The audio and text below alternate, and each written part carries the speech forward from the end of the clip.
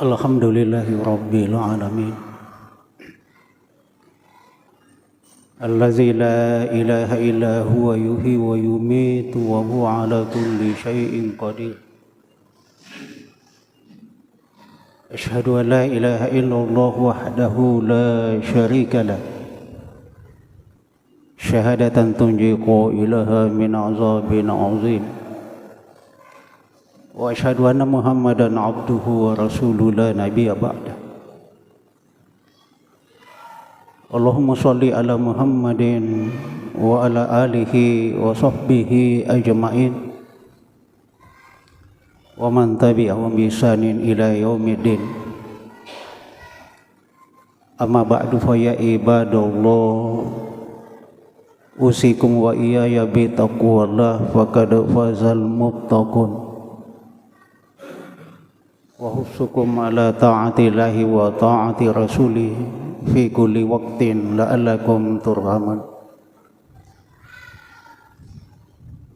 Wa qala ta'ala a'udzu billahi minasyaitonir rajim. Ya ayyuhallazina amanu taqullaha wa qulu qawlan sadida yuslih lakum a'malakum wa yaghfir lakum dzunubakum wa may yuti'illaha wa rasulahu faqad faza fawzan 'azima. Ma'asyiral muslimin rahimakumullah, kita patut bersyukur dan memuji kehadirat Allah Subhanahu wa taala bahwa pada Jumat terakhir dari bulan Rabiul Awal ini kita masih diberikan oleh Allah kesehatan, kekuatan, kesempatan sehingga kita bisa hadir bersama di tempat yang mulia ini dalam rangka melakukan ketaatan kepada Allah Subhanahu wa taala. Dan ketaatan itu kaum muslimin adalah untuk kita, bukan untuk Allah. Makanya sangat merugi orang-orang yang tidak menghadiri salat Jumat. Bahkan ada ulama mengatakan 3 kali berturut-turut tidak menghadiri Jumat disuruh mengucapkan 2 kalimat syahadat kembali, karena dia sudah keluar dari Islam. Begitu pentingnya kaum muslimin itu salat Jumat, karena ini adalah salah satu hari raya Islam dalam sepekan. Kemudian salawat dan taslim kepada junjungan kita Nabiullah Muhammad SAW, Nabi yang diutus oleh Allah untuk menuntun umat manusia ke jalan sirat, jalan yang lurus, jalan menuju keselamatan, jalan yang diridhoi oleh Allah Subhanahu wa taala, dan jalan yang ditempuh oleh para nabi, nabi-nabi sebelum kita. Itu semua adalah jalan keselamatan. Makanya kaum muslimin kita sangat bersyukur, berbahagia bisa melaksanakan ini. Jamaah Jumat yang berbahagia, mulai bulan Agustus kaum muslimin pada sampai awal September itu banyaknya kejadian, banyak jatuh korban. Kalau dia mati kaum muslimin, itu penyebab utamanya adalah ketidakpercayaan masyarakat. Masyarakat tidak percaya kepada pemimpinnya. Kenapa? Karena pemimpinnya banyak bicara tapi tidak membuktikan janji-janjinya itu. Akhirnya masyarakat muak. Bukan cuma di Indonesia, di Nepal juga terjadi kehancuran total. Karena masyarakat sudah tidak percaya. Kenapa kaum muslimin? Karena ini akhlak manusia merosot. Sementara harga barang naik, akhlak kita turun. Jadi tidak seimbang. Akhirnya terjadi malapetaka kaum muslimin. Itu terjadi malapetaka. Dan peristiwa seperti ini kaum muslimin sejak dahulu terjadi dan berulang-ulang. Itu terjadi berulang-ulang. Oleh sebab itu kaum muslimin jamaah Jumat yang berbahagia, pada kesempatan ini saya ingin menyampaikan kepada kita hadis yang disampaikan oleh Ubadah bin Samit. Hadis ini diriwayatkan oleh Imam Ahmad dan Ibnu Hibban di dalam kitab sanadnya kaum muslimin.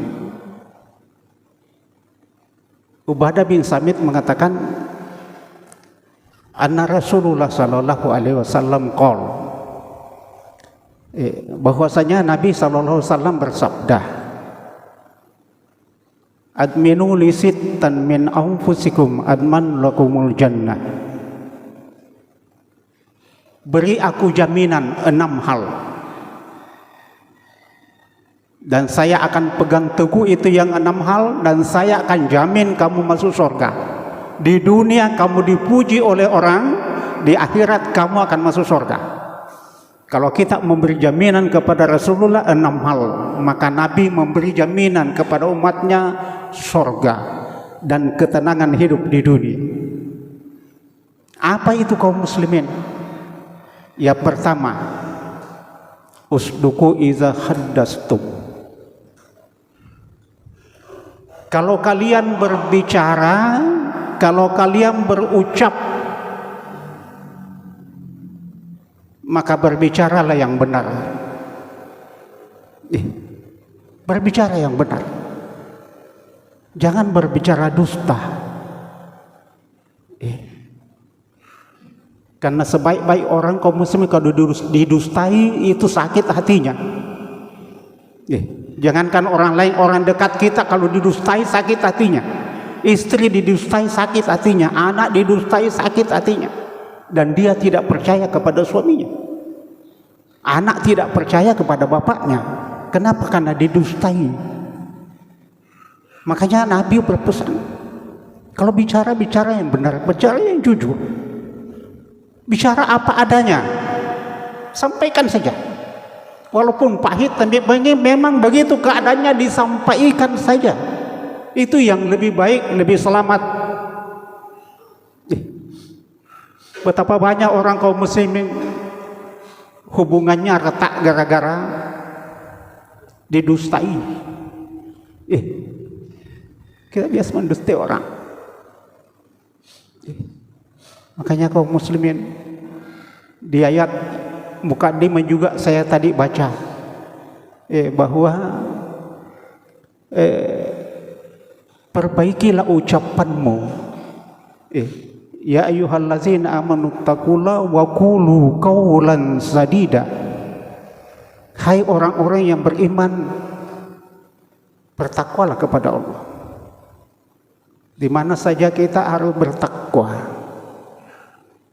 Bertakwa artinya kaum muslimin ialah taati Allah. Kemudian wa qulu qawlan sadida. Dan ucapkanlah perkataan yang baik, perkataan yang benar. Sampaikan. Disampaikannya perkataan yang benar, yang baik kepada semua. Itu pesannya Nabi yang pertama yang harus kita beri jaminan kepada Rasulullah. Kalau bicara yang benar. Yang kedua, wa ufu iza ahadatum. Kalau kamu berjanji, tepati janjimu. Tepati janji kita. Seberat apapun kaum muslimin, kalau kita sudah berjanji, tepati itu janji. Itu yang lebih baik. Itu yang lebih baik. Waktu dulu kaum muslimin, waktu kampanye untuk pemilihan bupati, calon bupati berjanji. Itu masyarakat itu tahu apa janjinya, dan dia akan tuntut itu janjinya.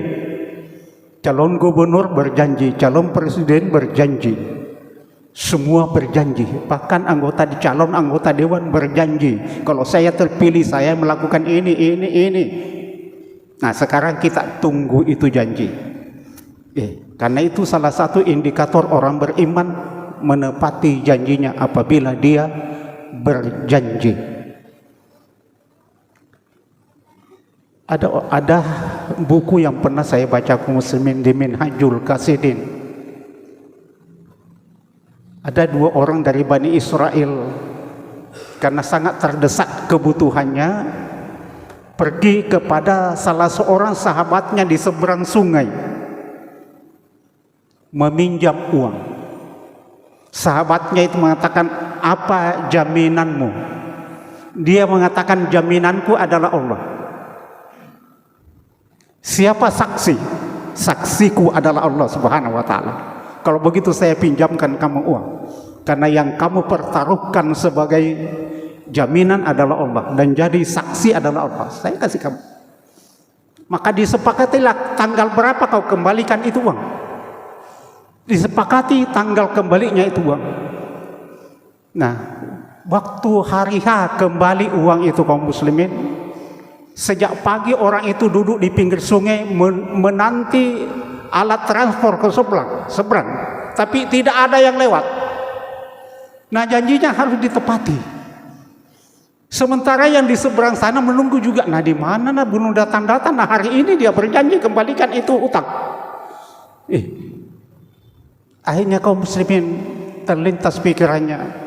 Dia mencari kayu, bambu, baru dia belah itu bambu. Kasih masuk uang itu di dalam bambu, baru dia ikat rapi.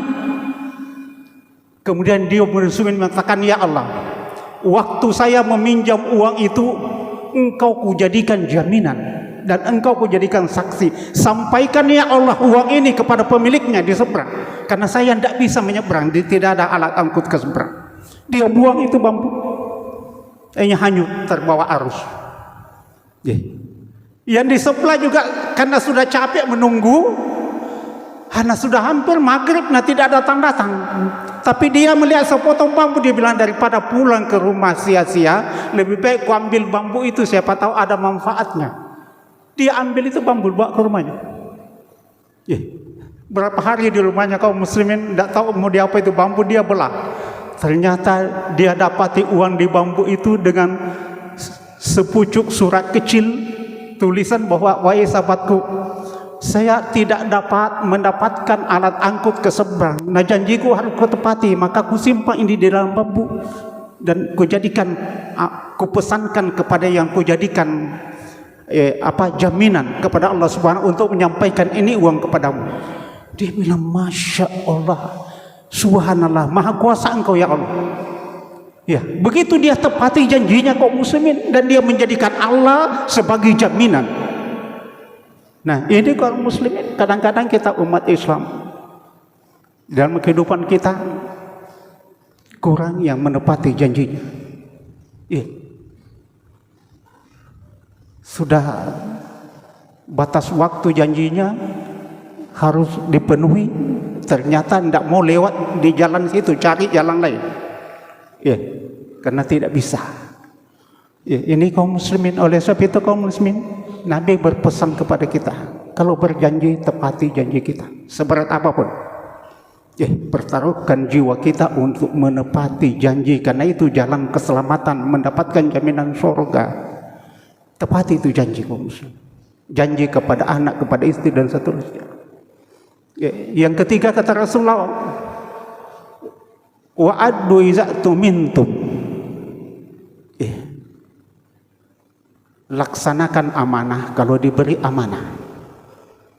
Kalau ada orang memberi kepercayaan kita untuk melakukan sesuatu, laksanakan dengan sempurna. Karena itu ujian. Batu ujian keimanan kita adalah amanah.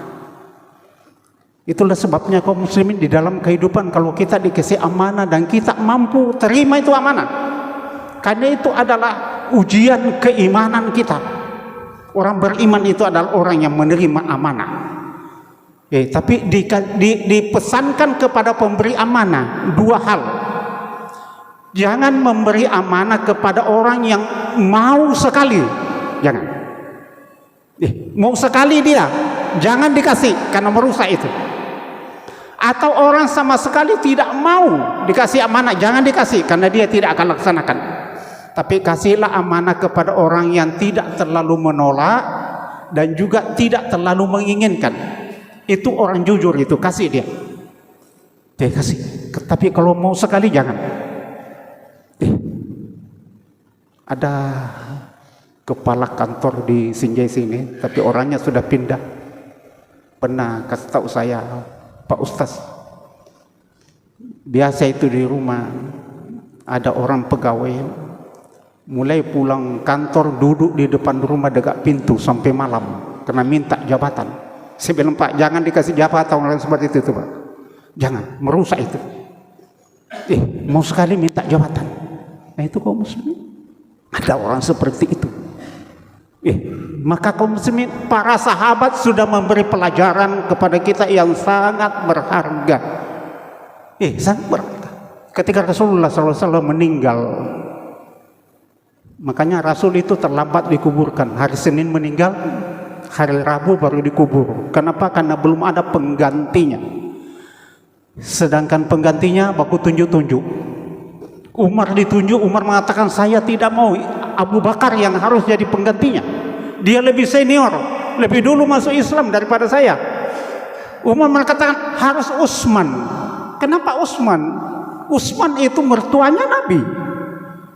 Yang lain mengatakan Ali bin Abi Thalib, pertama sepupunya Nabi, yang kedua menantunya Nabi, yang ketiga dia tinggal sama-sama Nabi sejak kecil. Dia yang harus menjadi khalifah. Bukan tunjuk-tunjuk seperti itu kaum muslimin. Tiba-tiba Abu Ubaidah bin Jarrah berdiri mengatakan, saya mengusulkan supaya Abu Bakar yang menggantikan Rasulullah. Ditanya apa alasanmu? Ketika Nabi sakit tidak mampu memimpin salat, Abu Bakar yang ditunjuk memimpin salat. Itu isyarat bahwa Abu Bakar yang harus menggantikan Rasulullah SAW sebagai khalifah. Semua sahabat setuju, dan Abu Bakar menangis setengah mati, mengatakan inna lillahi wa inna ilaihi rajiun. Begitu takutnya kepada Allah Subhanahu wa taala kaum muslimin. Dikasih jabatan mengucapkan inna lillahi wa inna ilaihi rajiun seperti kena musibah besar. Kenapa? Karena itu jabatan berat sekali. Memimpin umat itu bukan pekerjaan ringan. Bahkan ketika Umar ibnu Khattab menjadi khalifah, ada seorang ulama menasihati, kalau tidak salah Imam Basri, mengatakan, wahai Umar, tidak seekor pun binatang melata di wilayah kekuasaanmu yang mati kelaparan, melainkan engkau diminta tanggung jawab. Umar mengatakan, siapa yang bisa lakukan itu? Ulama itu, kamu yang bisa karena kamu diberi amanah oleh umat. Bukan hanya orang yang kamu jaga, tapi semua penduduk termasuk binatang kamu harus lindungi. Begitu beratnya kaum muslim menjadi pemimpin. Itu amanah. Makanya Nabi mengatakan, kalau kita dikasih amanah, laksanakan itu amanah. Itu istri kita di rumah kaum muslimin, itu amanah, dijaga dengan baik. Anak-anak kita amanah, dijaga dan dididik dengan baik. Kalau dididik, dijaga dengan baik, kita akan menjadi selamat. Kalau tidak, berat pertanggungjawaban kita di akhirat kelak. Kemudian selanjutnya Rasulullah mengatakan, kaum muslimin, wahfadhu furujakum. Kalau kamu mau dapat jaminan surga di akhirat, jaga kemaluanmu. Dijaga, maksudnya jangan berzina, jangan melakukan zina. Karena zina itu fahisyah, dosa besar. Wala taqrabu zina innahu kana fahisyatan wa sa'a sabila. Jangan kamu melakukan zina, karena zina itu adalah fahisyah, sebesar-besar dosa dan jalan kesesatan. Makanya kita disuruh beristri, disuruh bersuami. Kita boleh beristri lebih dari 1 sampai 4 kalau mampu adil. Kalau tidak mampu adil, cukup 1 saja. Cukup 1. Untuk menjaga kaum muslimin, dijaga dengan baik. Lebih-lebih kaum muslimin, orang yang sudah berkeluarga, jaga dengan baik karena resikonya terlalu berat. Apa berat risikonya? Hukumannya rajam. Belum pernah saya dapati hadis orang melakukan zina. Zina itu yang sudah menikah lakukan zina dan dia ampuni, tidak pernah. Pasti dirajam. Baik di zaman Rasulullah maupun di zaman Khulafaur Rasyidin, semuanya dirajam. Digalikan lubang sampai dada, kemudian dikasih masuk, dilempari batu sampai mati. Itu hukumannya. Jadi sampai mati, hukuman mati. Cuma dilempari batu. Memang kelihatan sangat kejam. Kenapa begitu sangat kejam? Karena mengkhianati keluarganya. Mengkhianati keluarganya. Makanya kaum muslimin hati-hati. Makanya kalau pejabat pergi jauh, bawa istrinya. Bawa istri. Karena godaan di kota terlalu berat. Nah, saudara kaum muslimin, kalau sudah telinga kita sudah bunyi lain-lain, pikiran kita sudah macam-macam, terbuka jalan untuk melakukan perbuatan itu kaum muslimin. Zina muhsan, na'udzubillahi min zalik, terlalu berat hukumannya, dihukum rajam. Makanya saya pernah di dalam suatu diskusi kaum muslimin, saya mengatakan orang yang sudah melakukan begitu karena negara kita bukan negara Islam, tidak diberlakukan syariat Islam. Nah, bagaimana orang itu? Saya bilang semua amalnya ditutup karena dia dianggap sudah mati. Ya, tapi masih jalan-jalan, masih makan, masih tidur, masih menyanyi-nyanyi. Tapi sebenarnya pada hakikatnya orang itu sudah mati. Dalam syariat Islam dia sudah mati. Jadi bagaimana? Saya mengatakan iya, amalnya semua tidak mungkin, mudah-mudahan mungkin tidak diterima. Kenapa? Karena dianggap sudah mati tapi masih sembahyang. Karena hukumannya harus begitu kaum muslimin. Tidak ada pemaafan. Kemudian yang kelima kaum muslimin, pesan Rasulullah untuk dijaga dengan baik ialah wagaddu absarakum, tundukkan pandanganmu dari pandangan yang mengandung maksiat. Tundukkan pandangan kita, kalau ada pandangan mengandung maksiat ditundukkan. Ada seorang tokoh kaum muslimin mengatakan, bagaimana itu di televisi kalau kita menonton biasa terbuka auratnya, ada mengatakan, nah itu bukan orang, itu hanya gambar goyang-goyang. Tapi ada ulama mengatakan, tapi kalau itu mempengaruhimu berarti itu juga aurat. Tapi kalau tidak, ya tidak apa-apa. Sama orang melihat pohon kayu tidak terpengaruh. Kalau pandangan orang seperti itu katanya tidak apa-apa. Karena yang dikhawatirkan karena kalau mempengaruhi syahwat kita. Oleh sebab itu kalau nenek-nenek dilihat itu kita tidak dianggap berdosa. Karena tidak ada keinginan kita. Tidak ada. Nah, kemudian yang terakhir kata Rasulullah SAW kaum muslim untuk mendapatkan jaminan surga ialah wa kuffu aydiyakum, jaga kedua tanganmu untuk tidak meminta-minta. Jadi kenapa Islam melarang kita meminta-minta? Karena Islam kaum muslim memuliakan manusia. Ketika orang meminta-minta, itu harga dirinya sudah tidak ada. Tidak ada rasa malunya. Meminta-minta. Tidak boleh. Dilarang di dalam Islam kasih meminta-minta.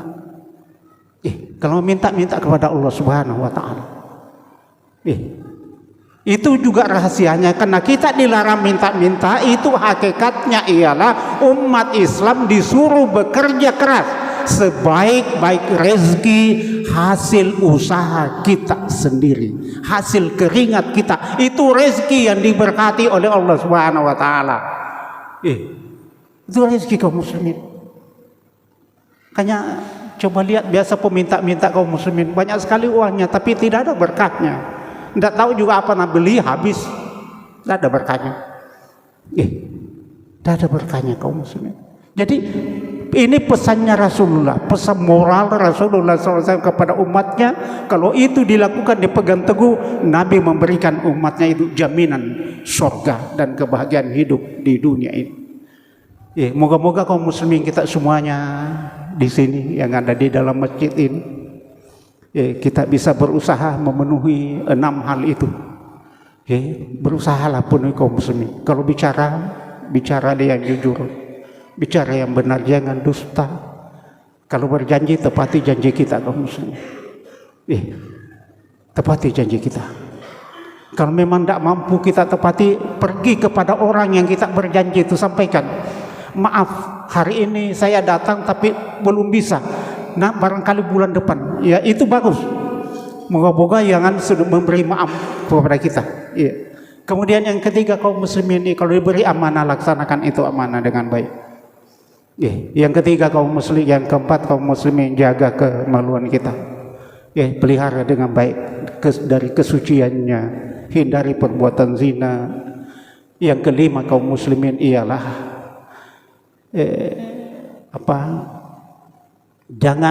jagalah tangan kita, jangan sampai meminta-minta, kemudian pandangan kita ditundukkan. Insya Allah kaum muslimin, kalau ini dilakukan kaum muslimin ini, pertama kita menjaga kemuliaan diri kita, dan insya Allah Allah akan menuntun kita, semua amal kita baik diterima oleh Allah Subhanahu wa taala, dan insya Allah kaum muslimin, semua makhluk di dunia akan senang melihat kita karena kita menjadi orang-orang mulia dalam pandangan Allah Subhanahu wa taala. Aqulu qouli hadza wastaghfirullah li wa lakum fastaghfiruhu innahu huwal ghafurur rahim.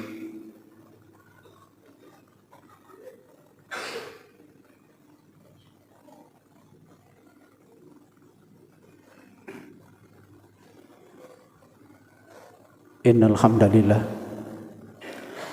nahmaduhu wa nasta'inuhu wa nastaghfiruh wa na'udzu billahi min syururi anfusina wa min sayyiati a'malina. May yahdihillahu fala mudilla lahu wa may yudlil fala hadiya lahu. Asyhadu an la ilaha illallah wahdahu la syarika lahu wa asyhadu anna Muhammadan abduhu wa rasuluhu la nabiyya ba'da. Wa qala ta'ala innallaha wa malaikatahu yusholluna 'alan nabi ya ayyuhallazina amanu shollu 'alaihi wa sallimu taslima. Allahumma shalli ala Muhammadin wa ala ali Muhammad kama shallaita ala Ibrahim wa ala ali Ibrahim wa barik ala Muhammadin wa ala ali Muhammad kama barakta ala Ibrahim wa ala ali Ibrahim innaka Hamidum Majid. Jamaah Jumat yang berbahagia, mari kita sama-sama berdoa. Mudah-mudahan Allah mengampuni dosa-dosa kita, kehilapan kita, dan memberikan kepada kita rahmat-Nya untuk meniti kehidupan kita dari umur yang tersisa yang diberikan Allah kepada kita. Bismillahirrahmanirrahim. Alhamdulillahi rabbil alamin. Hamdan yu'affi mazida ya rabbana lakal hamd. Kama yang bagi li jalali wa azimi sultani. Allahumma salli ala Muhammadin wa ala alihi wa sahbihi ajma'in. Rabbi iyyaka na'budu wa iyyaka nasta'in. Allahumma ghfir lil muslimina wal muslimat wal mu'minina wal mu'minat al ahya'i minhum wal amwat. Innaka samiun qaribun mujibud da'wati ya qadiyal hajat. Allahumma rabbana la tu'akhizna in nasina aw akhtana rabbana wa la tahmil alaina isran kama hamaltahu alal ladzina min qablina rabbana wa la tuhammilna ma la taqata lana bi wa'fu anna waghfir lana warhamna anta maulana fansurna 'alal qaumil kafirin. Allahumma inna nas'aluka salamatan fid din wa afiatan fil jasad wa barakatan fil rizqi wa taubatan qablan maut wa maghfiratan indal maut wa rahmatan ba'dal maut ya arhamar rahimin. Rabbana hab lana min ladunka rahmah wa hayyi lana min amrina rasyada Rabbana atina fid dunya hasanah wa fil akhirati hasanatan wa qina azabannar. Ibadallah innallaha ya'muru bil adli wal ihsan wa ita'i dzil qurba wa yanha 'anil fahsya'i wal munkar wal baghi ya'idukum la'allakum tadhakkarun wa la dzikrullahi akbar wallahu ya'lamu ma tasna'un.